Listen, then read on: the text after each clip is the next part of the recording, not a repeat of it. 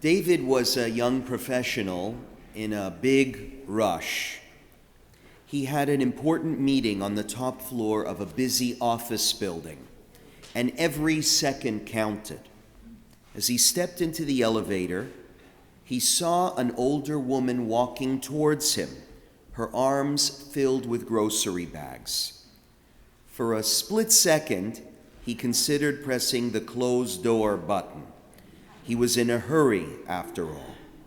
But instead, he held the door open and gave her a small smile. "Take your time," he said kindly. She stepped in, slightly out of breath, and smiled back. "Thank you, young man. Not many people would have waited." As the elevator ascended, the woman noticed the company logo on David's briefcase. "Oh, you work for Bernstein and Company," she asked. David nodded. "Interesting," she said. "My son is on the board there." David's eyes widened. What were the chances? They chatted for a few more floors, and by the time the elevator reached the top, the woman had learned that David was on his way to an interview for a promotion. "You know," she said with a twinkle in her eye, "I'll make sure my son hears about how you treated me today." David got the promotion, not because of luck, not because of connections, but because of courtesy. Derech eretz. Courtesy is noticed, remembered, and often rewarded in ways we never expect. A true story. This morning, I want to share a few thoughts on derech eretz, courtesy.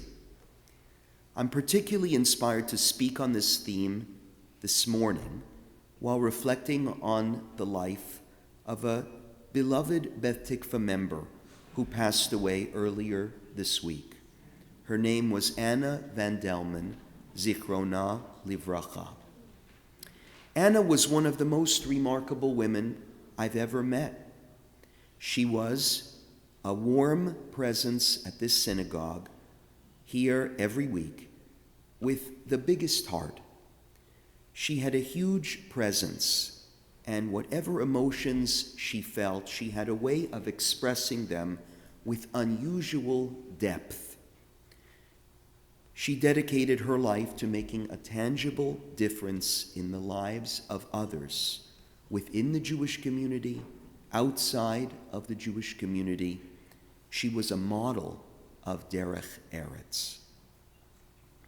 Courtesy is the foundation of a respectful and functioning society. Yet in our modern world, it seems to be on the decline. Behaviors once considered impolite, such as neglecting to say please and thank you, failing to hold a door open, to notice people, or being absorbed in our own phones while someone else is speaking, are now unfortunately commonplace. The Talmud says in Tractate Brachot, the way of Torah is to greet every person with peace. A simple greeting, a kind word, or an act of consideration is not just politeness, it is a fulfillment of our religious duty. Rabbi Yochanan ben Zakkai, known for his wisdom, was said to always be the first to greet others, regardless of their status. This teaches us that courtesy is not about social hierarchy. It is about recognizing the humanity in every person. If discourtesies are prevalent in daily life, how much more should we be aware of them in shul? Synagogue is meant to be a place of holiness, a space where we are deeply mindful of our actions towards God and toward one another. We must not allow common courtesy to become uncommon here. While our community is filled with kindness and sensitivity, there are areas in Derech Eretz that we can work on together. In the portion of Vayakhel that we read this morning, the following verse was read. The men came with the women. Everyone whose heart motivated him brought bracelets, nose rings, body ornaments, all sorts of gold jewelry. All types of women's jewelry in particular were brought for donations to the tabernacle. On this verse, the Aramaic Targum adds an interesting element, that the women who came with their donations actually wore these pieces of jewelry on them as they went to deposit them in the area where the raw materials were being accepted. Since the women were anyways going to give these items, why were they wearing them? When a woman looks at her jewelry box and decides, I can spare this bracelet, I can give away these rings, isn't she more likely to carry these items to the donation center rather than wear them? One answer is given in the name of Rav Moshe Feinstein, Zecher Tzadik Livracha, that the women wanted to make a point. The point was, what I am giving today is not spare jewelry that I have not worn in the last 25 years. After all, styles change and tastes change. This was not a case of the women readily parting with old jewelry that they did not wear anymore. The women wanted to stress that this was their current jewelry. It was jewelry that they loved, that they still wear. I want to give it, they said, because I want to make a precious donation to the tabernacle. I want to show publicly and to God that this is something that I in fact treasure and appreciate. That makes the gift all the more meaningful because I am literally taking the ring off my finger and giving it. Now my finger will no longer have that ring.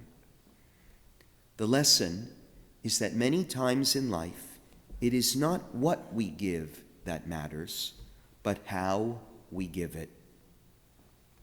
If the tabernacle elicited such care and respect, should our synagogues demand any less? Let us consider some common areas where we might be able to improve courtesy in shul. Parking is a simple but telling example of courtesy. Parking within the designated lines ensures that others have space. Taking a reserved spot when it is not meant for us, no matter how late we are, is inconsiderate. If you're bringing a phone to synagogue with you, you might want to make sure to silence it or turn it off before entering. On Shabbat and holidays, it shouldn't be used in public, anywhere on shul property. It's just courtesy. If you see someone walking around the sanctuary, struggling to find a seat, help them find one. If you see a face you don't recognize, greet them. If you see someone who can't find the page, perhaps show them. There are those who never came back to Beth Tikvah because they just felt alone.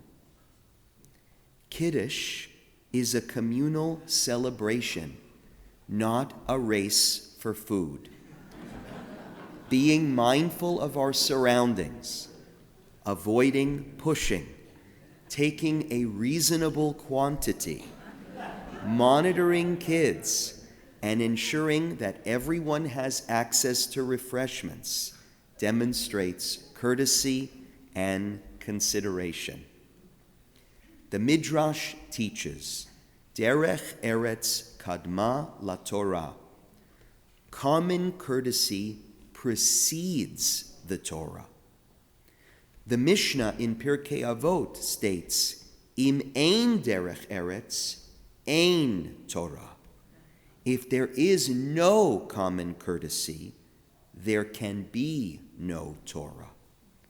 Rabbeinu Yonah explains that one must first refine their character before truly receiving the Torah.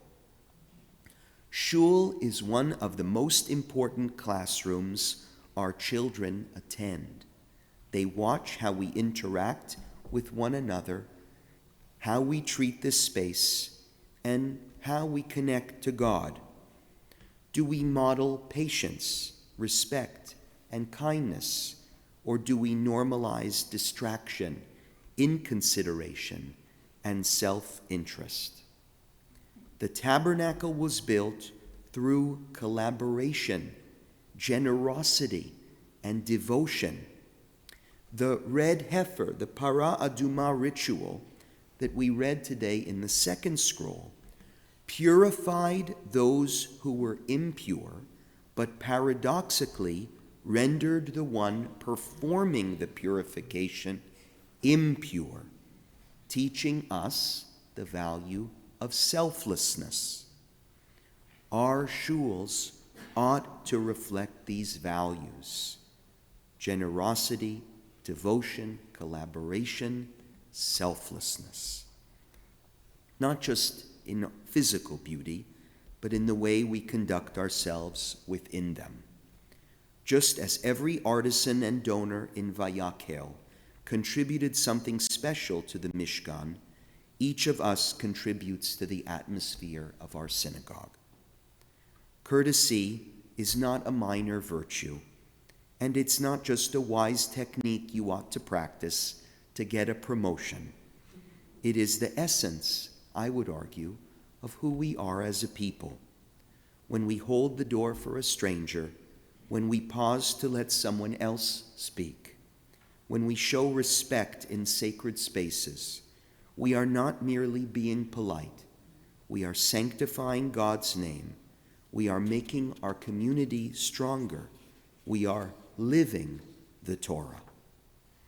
Imagine a shul where every person felt truly valued, where no one rushed past another in haste, where every Shabbat Shalom was said with sincerity, where our children saw kindness in action and carried it into their own lives. I think that's a shul we can build in Anna's honor. This vision is within our reach if we choose to make it so. Nobody else is going to set the example. Let it begin with us. Shabbat Shalom.